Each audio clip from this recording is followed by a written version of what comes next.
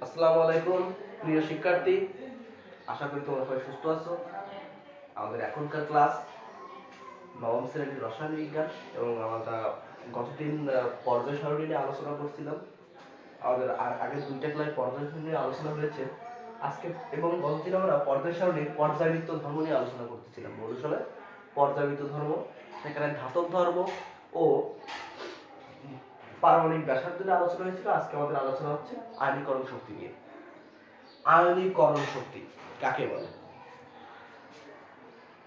আয়নীকরণ শক্তি আগে আমি একটা কথা বলতে পারি, যে কোনো বিক্রিয়া করার সময় বিক্রিয়ক পদার্থটি কিন্তু আগে গ্যাসীয় অবস্থায় না পৌঁছানো পর্যন্ত বিক্রিয়া অংশগ্রহণ করে না। তাকে অবশ্যই গ্যাসীয় অবস্থায় আসতে হবে, তারপরে সে বিক্রিয়া করবে। বিক্রিয়া মানে কি? যদি আয়নিক বন্ধনের ক্ষেত্রে বিক্রিয়ার কথা আমরা বলতে পারি ইলেকট্রন ত্যাগ গ্রহণ, এটাই। তাহলে সে গ্যাসীয় অবস্থায় ইলেকট্রন ত্যাগ করবে এবং গ্যাসীয় অবস্থায় ইলেকট্রন গ্রহণ করবে। একইভাবে ইলেকট্রন ত্যাগ যদি একটা বিক্রিয়া হয়ে থাকে তাহলে সেটা গ্যাসীয় অবস্থায় হয়। তা আয়নীকরণ শক্তি হচ্ছে গ্যাসীয় অবস্থায় কোন মৌলের এক মোল, গ্যাসীয় অবস্থায় কোন মৌল, আমরা যেমন ছোটকাল থেকে একটা জিনিস দেখে আসছি যে সোডিয়াম একটা ইলেকট্রন ত্যাগ করে Na প্লাস হয়। আমার কথা আছে অ্যাকচুয়ালি এখানে একটা সোডিয়াম একটা ইলেকট্রন, একটা সোডিয়াম আর কখনোই না। এখানে এক মোল সোডিয়াম এক মোল ইলেকট্রন এক মোল সোডিয়াম আয়ন। ওকে, তাহলে সেই হিসেবে আমরা যেটাকে একটি ইলেকট্রন বলি আসলে সে কিন্তু একটি ইলেকট্রন নয়, এক মোল ইলেকট্রন।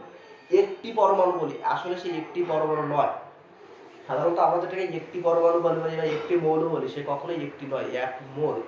তাহলে সেই হিসেবে যদি আমরা বলি গ্যাসীয় অবস্থায় কোন মৌলের এক মোল পরমাণু থেকে এক মোল ইলেকট্রন অপসারণ করতে, এক মোল ইলেকট্রন অপসারণ করলে কি সে ধনাত্মক আয়নে পরিণত হয়।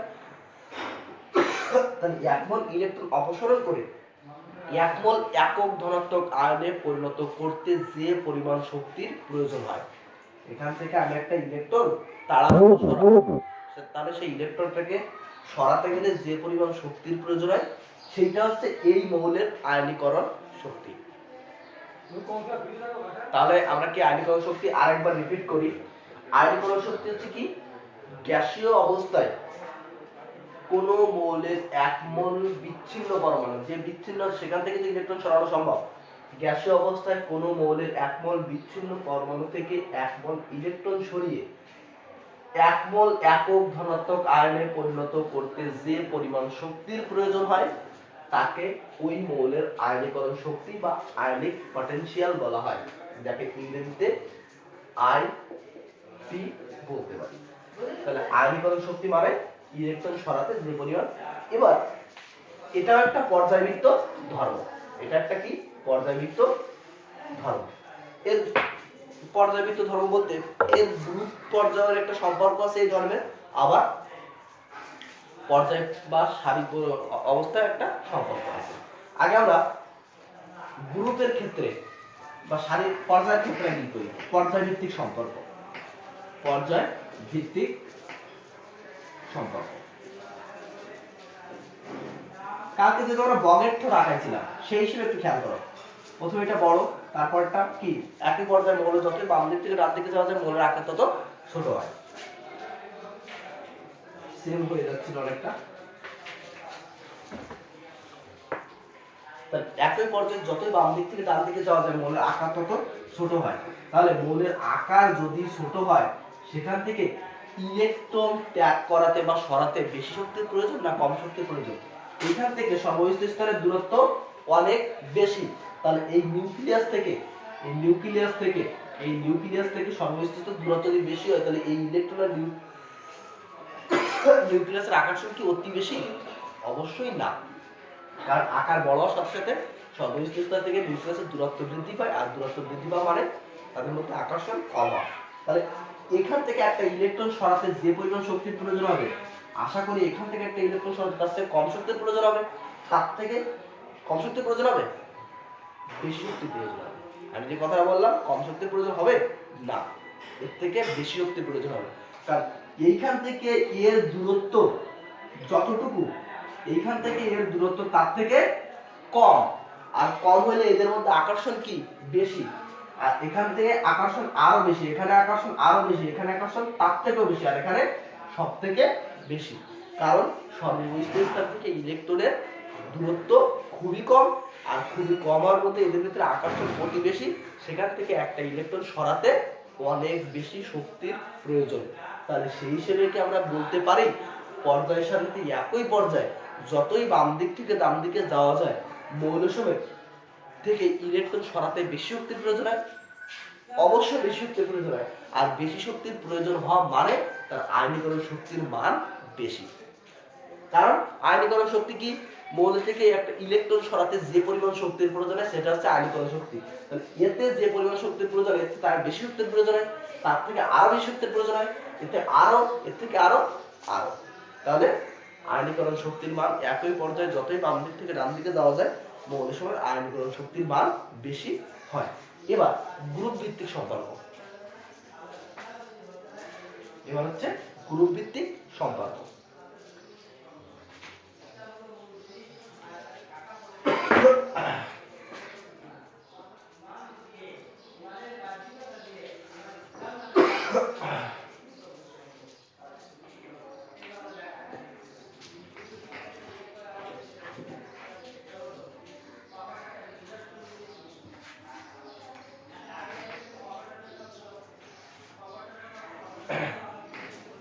দেখো সেই বগের ট্রেন হয়ে যাচ্ছে কিনা।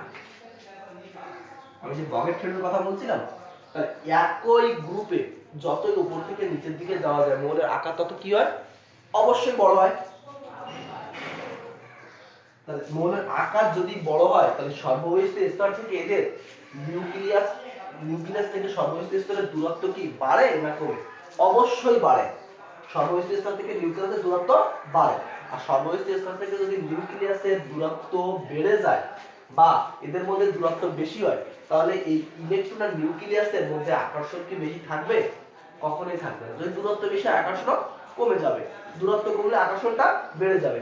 তাহলে এই সর্ববহিষ্ঠ স্তর থেকে ইলেকট্রন সরাতে বেশি শক্তির প্রয়োজন, যেহেতু আকর্ষণ নেই ওকে ধরে রাখার মতো ততটা গুরুত্ব, আমরা যদি নর্মাল বাংলায় বলতে যাই তাহলে গুরুত্ব অতটা নাই, কারণ এদের ভিতরে অনেক দূরত্ব।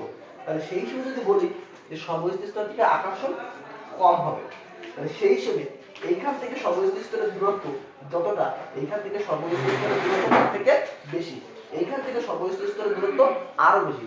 তাহলে এইখান থেকে ইলেকট্রন সরাতে যে পরিমাণ শক্তির প্রয়োজন হবে এইখান থেকে ইলেকট্রন সরাতে তার থেকে কম শক্তির প্রয়োজন হবে, আবার এইখান থেকে ইলেকট্রন সরাতে তার থেকে আরো কম শক্তির প্রয়োজন হবে।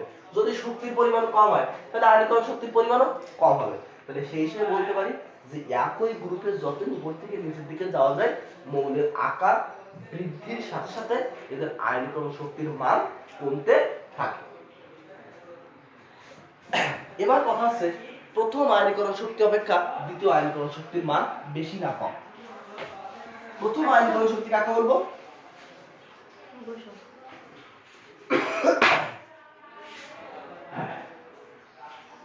প্রথম আয়নীকরণ শক্তি হচ্ছে গ্যাসীয় অবস্থায়, আমরা যেটা বলছি গ্যাসীয় অবস্থায় কোনো মৌল থেকে ইলেকট্রন সরাতে যে পরিমাণ শক্তির প্রয়োজন হয় তাকে আয়নীকরণ শক্তি বলবো। তাহলে 1 মোল ইলেকট্রন সরালে প্রথমে এই যে সোডিয়াম একক ধনাত্মক আয়নে পরিণত হবে, তাহলে একে বলবো আমরা সোডিয়ামের প্রথম আয়নীকরণ শক্তি। এই ক্ষেত্রে মৌল সমেত সোডিয়ামের ক্ষেত্রে হিসাব করি, মৌল সমেত এই সোডিয়াম আয়নের পি কি কমে গেছে? পি কখনো কমেনি, পি 11টাই আছে, আর ই মানে কি ইলেকট্রন আছে কয়টা? 10টা। তাহলে এক্ষেত্রে 10টা ইলেকট্রনকে 11টা প্রোটন আকর্ষণ করবে, আর আগে ছিল কি এই অবস্থায় কি ছিল?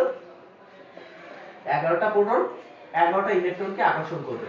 তাহলে আগের তুলনায় এইখানে আকর্ষণটা বেশি হবে, 10 জন ইলেকট্রনকে 11 জন প্রোটন আকর্ষণ করবে, আর আগের বিষয়টা ব্যালেন্স ছিল, ওরাও 11টা এরাও 11টা।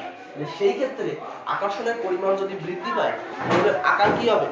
অবশ্যই ওই আয়নটার আকার ছোট হবে, আর আয়নের আকার যদি ছোট হয় তাহলে সেইখান থেকে ইলেকট্রন সরাতে কি বেশি শক্তির প্রয়োজন হবে না কম শক্তির প্রয়োজন হবে? অবশ্যই বেশি শক্তির প্রয়োজন হবে, কারণ আকার ছোট হতে গেলে আকার ছোট হলে নিউক্লিয়াস থেকে সর্বস্থ স্তরের দূরত্ব হ্রাস পায়, আর সেখান থেকে একটা ইলেকট্রন সরাতে আরো অধিক শক্তির প্রয়োজন হয়। এই কারণে আমরা বলবো যে প্রথম আয়নীকরণ শক্তির মান অপেক্ষা দ্বিতীয় আয়নীকরণ শক্তির মান অধিক।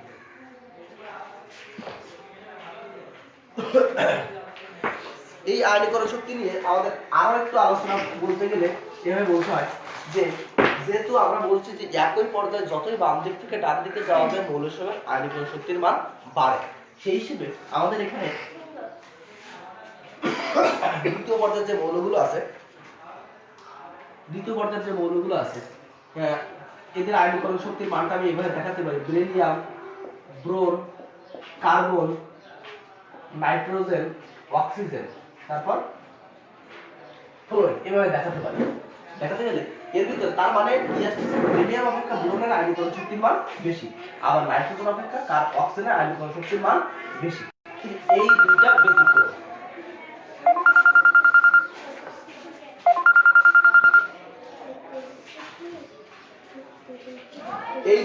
ব্যতিক্রম। আসলে প্রকৃতপক্ষে বেরিলিয়াম অপেক্ষা বোরনের আয়নীকরণ শক্তির মান কম, এটা ব্যতিক্রম। আবার অক্সিজেন অপেক্ষা নাইট্রোজেনের আয়নীকরণ শক্তির মান বেশি। তার মানে এই দুটো এরকম। কেন এরকম হলো? এর কারণটা আমরা যেহেতু একটু আগে বললাম যে একই পর্যায়ে যতই বাম দিক থেকে ডান দিকে যাওয়া যায় মৌলের আকার তত ছোট হয় এবং সেক্ষেত্রে ইলেকট্রন সরাতে অধিক শক্তির প্রয়োজন হয়, তাহলে এদের আয়নীকরণ শক্তির মান বেশি হওয়া উচিত। কিন্তু বেরিলিয়াম আর বোরনের ক্ষেত্রে এই শর্তটা মানতেছে না, আর নাইট্রোজেন ও অক্সিজেনের পক্ষে এই শর্তটা মানতেছে না। এর কারণ হিসেবে আমরা বলতে পারি বেরিলিয়ামের বিষয়টা আলোচনা করি। বেরিলিয়ামের ইলেকট্রন বিন্যাসটা দেখো।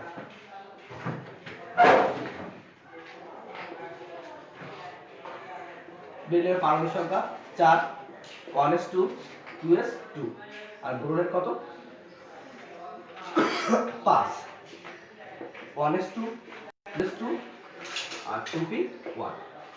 আমরা একটা জিনিস আগে আলোচনা করছি যে পরমাণু সবথেকে বেশি স্থিতিশীল অবস্থা হচ্ছে যে সকল পরমাণু সর্বস্থ স্তর অর্ধপূর্ণ বা পূর্ণ, সেই পরমাণুগুলো সবথেকে বেশি স্থিতিশীল এবং স্থায়ী। সেই হিসেবে লক্ষ্য করলে দেখা যায় যে বেরিলিয়ামের ইলেকট্রন বিন্যাস থেকে দেখা যায় সর্বস্থ স্তর হচ্ছে 2s এবং 2s অরবিটালটি সম্পূর্ণরূপে পূর্ণ। তাই এখান থেকে ইলেকট্রন সরাতে যে পরিমাণ শক্তিপূর্ণ, কারণ আমরা বলছি পূর্ণ ও অর্ধপূর্ণ অরবিটাল সবথেকে বেশি স্থায়ী, যেহেতু এর সর্বস্থ স্তরটি পূর্ণ, তাহলে এখান থেকে একটা ইলেকট্রন সরাতে যে পরিমাণ শক্তির প্রয়োজন, আর ব্রোনের সর্বস্থ স্তরের অরবিটালটি পূর্ণ না অর্ধপূর্ণ না, তাহলে এদের এই অরবিটালটা দেখো, পি অরবিটালের সর্বোচ্চ ইলেকট্রন থাকে 6টা আর এর অর্ধেক বা অর্ধপূর্ণ হচ্ছে 3টা, কিন্তু সেক্ষেত্রে দেখা যায় যে পি অরবিটালে ইলেকট্রন আছে একটা, তাহলে পি অরবিটাল থেকে একটা ইলেকট্রন সরাতে যে পরিমাণ শক্তির প্রয়োজন, এখানে এই 2s অরবিটাল থেকে একটা ইলেকট্রন সরাতে তার থেকে অধিক শক্তির প্রয়োজন, কারণ এদের এইখানে থেকে একটা ইলেকট্রন সরাতে গেলে এদের স্থিতিশীল অবস্থাটা নষ্ট হয়ে যাবে, আর এদের স্থিতিশীল অবস্থাটা অতটা শক্তির প্রয়োজন হবে না এখানে, বরং এ যদি একটা ইলেকট্রন ত্যাগ করে তাহলে একটা স্থিতিশীল অবস্থায় পরিণত হবে। এই কারণে বোরন অপেক্ষা বেরিলিয়ামের ইলেকট্রন বা আয়নীকরণ শক্তি বেশি। অপরদিকে আমাদের নাইট্রোজেন ও অক্সিজেনের ক্ষেত্রে ইলেকট্রন বিন্যাসটা দেখাই। নাইট্রোজেনের ইলেকট্রন বিন্যাস 1s2 2s2 2p3, আর অক্সিজেনের 1s2 2s2 2p4।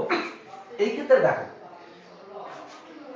নাইট্রোজেনের একদম সেম, আগের যে আলোচনা করলাম অনেকটাই সেরকম। নাইট্রোজেনের ইলেকট্রন বিন্যাসে দেখা যায় যে এদের সর্বোচ্চ শক্তি স্তরের p অরবিটালটি অর্ধপূর্ণ আছে, আর অক্সিজেনের সর্বোচ্চ শক্তি স্তরের p অরবিটালটি না অর্ধপূর্ণ না পূর্ণ, তাহলে এই অর্ধপূর্ণ অবস্থায় থাকা মানে এদের স্থিতিশীলতা বেশি। অপরদিকে যেহেতু অক্সিজেনের অরবিটালটা অর্ধপূর্ণ না পূর্ণ না, তাহলে এটা এর থেকে অস্থিতিশীল, তাহলে সেই হিসেবে এখান থেকে একটা অরবিটাল যদি এই p অরবিটাল থেকে একটা ইলেকট্রন অপসারিত হয়, একটা ইলেকট্রন অপসারিত হলে অক্সিজেনের আয়নীকরণ শক্তি হবে এইটা হবে অক্সিজেনের ই, তাহলে এইখান থেকে একটা ইলেকট্রন ত্যাগ করলে তখন এর 2p3 হবে, অর্থাৎ একটা স্থিতিশীল অবস্থায় পরিণত হবে, আর এর অলরেডি স্থিতিশীল। তাহলে এইখান থেকে একটা ইলেকট্রন ত্যাগ করতে যে পরিমাণ শক্তির প্রয়োজন হয়, এখান থেকে একটা ইলেকট্রন ত্যাগ করতে তার থেকে কম শক্তির প্রয়োজন হয়। এই কারণে নাইট্রোজেন অপেক্ষা অক্সিজেনের ইলেকট্রন আসক্তির মান কম। আবার যদি একটু ডিটেইলসে দেখাই যে এই অবস্থায় কি হবে, নাইট্রোজেন একটা প্লাস আছে, অক্সিজেন একটা প্লাস আছে, এই অবস্থায় কার আয়নিকরণ শক্তির মান বেশি? এই অবস্থায় অবশ্যই অক্সিজেনের আয়নিকরণ শক্তির মান বেশি। কারণ Na+ এর ইলেকট্রন বিন্যাস যদি আমি করি তাহলে কি হয় 1s2 2s2 2p2, আর অক্সিজেন প্লাস মানে অক্সিজেন আয়নের ইলেকট্রন বিন্যাস যদি করি তাহলে আসে কত 1s2 2s2 2p3। এই ক্ষেত্রে খেয়াল করো Na+ এর ইলেকট্রন কাঠামো থেকে দেখা যায় যে সর্বশেষ স্তরটি পূর্ণ না অর্ধপূর্ণ না, আর অক্সিজেন প্লাস এর যে ইলেকট্রন বিন্যাসটা করলে এদের সর্বশেষ স্তরের p অরবিটালটা পূর্ণ পূর্ণ না কিন্তু অর্ধপূর্ণ, আর এটা অর্ধপূর্ণ না পূর্ণ না, তাহলে অর্ধপূর্ণ অরবিটালটা অবশ্যই এই অরবিটাল থেকে অধিক স্থায়ী।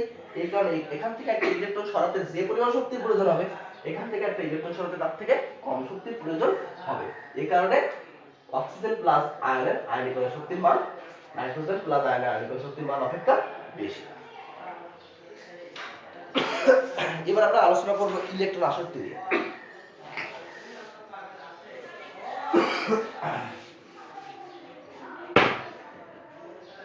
ইলেকট্রন আসক্তি নিয়ে আলোচনা করতে গেলে আমাদের একটা জিনিস নিয়ে আলোচনা করতে আমরা যখন কোনো কিছু খাই বা গ্রহণ করি তখন কিন্তু আমরা শক্তি নির্গত করি। দেখো তুমি যদি কোনো খাবার খাইতে যাও তোমাকে দাঁত দিয়ে চাবাতে হবে, এই চাবাতে গেলে কি এক প্রকার শক্তি শরীর থেকে বের হয়ে যাচ্ছে। সেম ভাবে আমাদের ইলেকট্রন আসক্তি আর আয়নীকরণ শক্তির হচ্ছে পার্থক্য। ইলেকট্রন আসক্তি হচ্ছে খাবার গ্রহণ করতেছি মানে ইলেকট্রন গ্রহণ করতেছি, আর আয়নীকরণ শক্তি মানে হচ্ছে আমি খাবার বা ইলেকট্রন বের করে দিচ্ছি। তাহলে ইলেকট্রন আসক্তি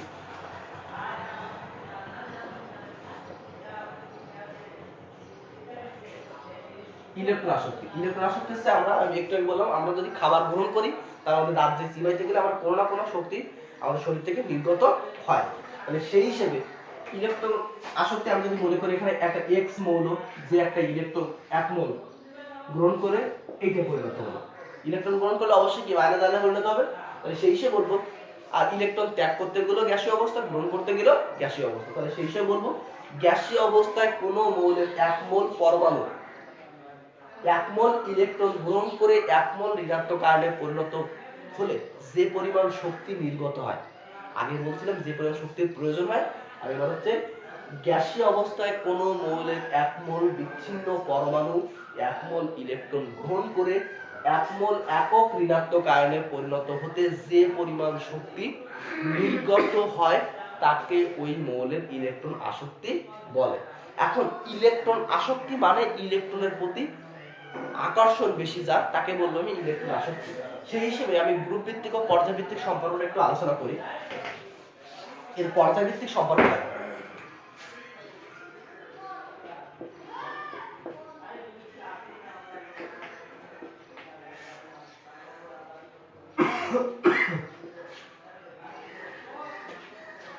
আমি যেহেতু তোমাদের সেই বগেটরটা আগাইছিলাম আরেকবার আগাই।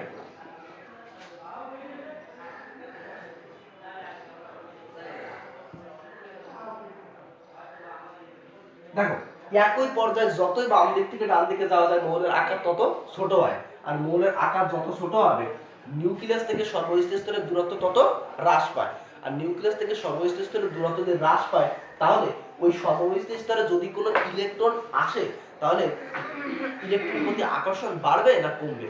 অবশ্যই বাড়বে, কারণ নিউক্লিয়াস পজিটিভ, সে ইলেকট্রনকে আকর্ষণ করবে, এবং যদি আকার ছোট হয় তাহলে সর্বস্থিত স্তরের কাছে যদি কোনো ইলেকট্রন আসতে চায় সে অবশ্যই সেই ইলেকট্রনকে আকর্ষণ করবে।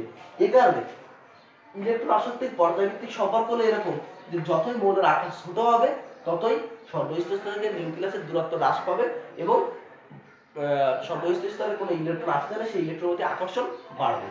এই কারণে আমরা বলতে পারি যে পর্যায়ভিত্তিক সম্পর্ক একই পর্যায়ে যতই বাম দিক থেকে ডান দিকে যাওয়া যায় মৌলের আকার তত ছোট হয়, আর আকার ছোট হলে ইলেকট্রনের প্রতি আকর্ষণ বৃদ্ধি পায়।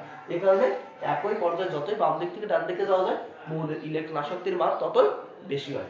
এবার একইভাবে গ্রুপ পর্যায়ে যদি আমরা যাই, একই গ্রুপে যতই উপর থেকে নিচের দিকে যাওয়া যায় মৌলের আকার তত কি হয় বড় হয়, আর মৌলের আকার যদি বড় হয় তাহলে সর্বস্থিত স্তর থেকে নিউক্লিয়াসের দূরত্ব বৃদ্ধি পায়। এদের নিজেদের ইলেকট্রনের প্রতি আকর্ষণ খুবই কম, এদের নিজেদের যে সর্বশেষ স্তরের ইলেকট্রন আছে সেই ইলেকট্রনের প্রতি আকর্ষণ খুবই কম, খুবই কম। আর যদি বাইরে থেকে ইলেকট্রন আসে সেই ইলেকট্রনের প্রতি আকর্ষণ তো প্রশ্নই ওঠে না। সেই হিসেবে আমরা বলতে পারি যে মৌলের আকার যতই বড় হবে সর্বশেষ স্তর থেকে নিউক্লিয়াসের দূরত্ব তত বৃদ্ধি পাবে এবং মৌলের ইলেকট্রন আসক্তির মান ততই হ্রাস পাবে। এবার সেই হিসেবে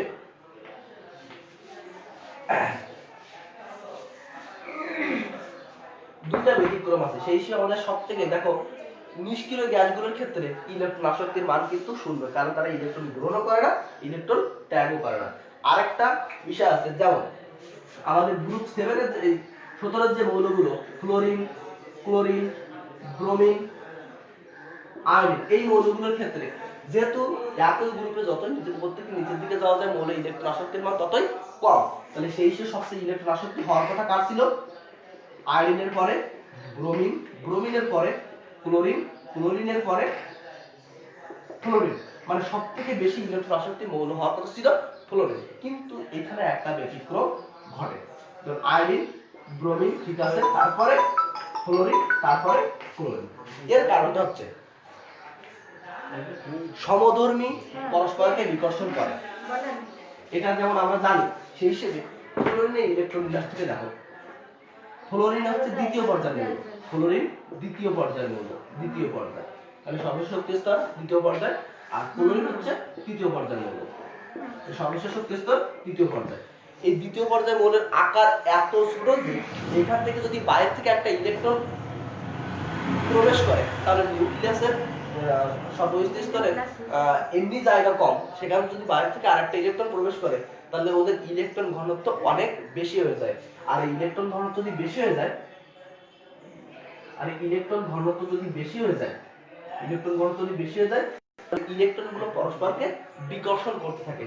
এই কারণে ফ্লোরিনের ইলেকট্রন আসক্তি তুলনামূলক কম। অপরদিকে ক্লোরিন হচ্ছে তৃতীয় পর্যায়ের মৌল, এখানে বাইরে থেকে যদি একটা ইলেকট্রন এসে প্রবেশ করে তা সেই ইলেকট্রনটা প্রবেশ করার যথেষ্ট জায়গা বা থাকার যথেষ্ট জায়গা আছে, তার তৃতীয় পর্যায়ের আকার দ্বিতীয় পর্যায় থেকে তুলনামূলক বেশি থাকে। তার মানে এই ক্লোরিনের বাইরে থেকে একটা ইলেকট্রন এসে প্রবেশ করলে সেই ইলেকট্রনটা রাখার মতো যথেষ্ট জায়গা আছে, কিন্তু ফ্লোরিনের একটা ইলেকট্রন বাইরে থেকে প্রবেশ করলে রাখার মতো ততটা যথেষ্ট জায়গা নেই।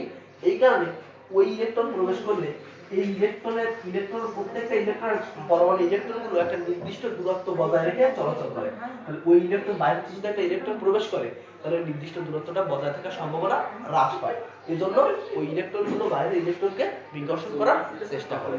এই কারণে ফ্লোরিনের ইলেকট্রন আসক্তি ক্লোরিন অপেক্ষা কম, আর এজন্য তাদের হ্যালোজেন গ্রুপের গুলোর ইলেকট্রন আসক্তির প্রভাব হচ্ছে এরকম। আশা করি আমরা মৌল সময়ের পর্যায়িত ধর্মের যে আলোচনাটা ছিল এটা বুঝতে পারছি। এতক্ষণ ক্লাসে থাকার জন্য সবাইকে অসংখ্য ধন্যবাদ। আল্লাহ হাফেজ।